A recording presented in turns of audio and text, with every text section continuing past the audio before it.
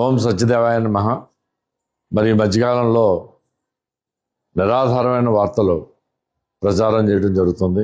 అందులో భాగంగానే రత్నగిరి కొండని తవ్వేస్తున్నారనేది ఒక ఇన్ఫ్లుయెన్సర్ పెట్టడం, దాని మీద హిందూ పరిషత్ వారు రియాక్ట్ అవ్వడం జరిగింది. వాస్తవంగా అది రెవెన్యూ డిపార్ట్మెంటు పుష్కర సంబంధించిన స్థలంలో మాత్రమే వాళ్ళ తవ్వకాలు జరుగుతున్నాయి. రత్నగిరి మన సరిహద్దులకి వాళ్ళు ఏమి రావడం జరగలేదు. మన కొండను తవ్వితే మాత్రం వాళ్ళందరూ కఠిన చర్యలు ఉంటాయి.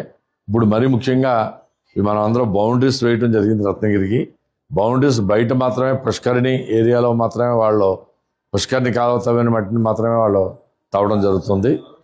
ఒకవేళ కనుక రత్నగిరి కొండలు భవిష్యత్తులో ఎవరైనా ఆక్రమిస్తే మాత్రం వాళ్ళ మీద చర్యలు ఉంటాయి. ఇప్పుడు మాత్రం అసలు రత్నగిరి కొండలు మాత్రం ఏ విధంగా టచ్ చేయకుండా ఉంది. కాబట్టి ఈ అసత్య వార్తలు ప్రచారం చేస్తున్న ఎవరైతే ఉన్నారో వాళ్ళందరి మీద సివిల్ క్రిమినల్ చర్యలు తీసుకోవడం జరుగుతుంది.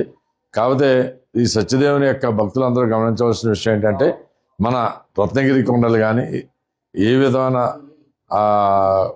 తవ్వకాలు కానీ ఏవి జరగట్లేదు, ఆక్రమణకు గురి కాలేదని చెప్పేసి మీ ద్వారా భక్తులందరికీ కూడా నేను విజ్ఞప్తి చేస్తున్నాను.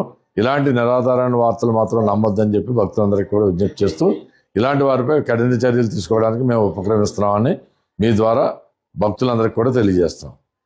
ఓం సత్యదేవాయ నమః.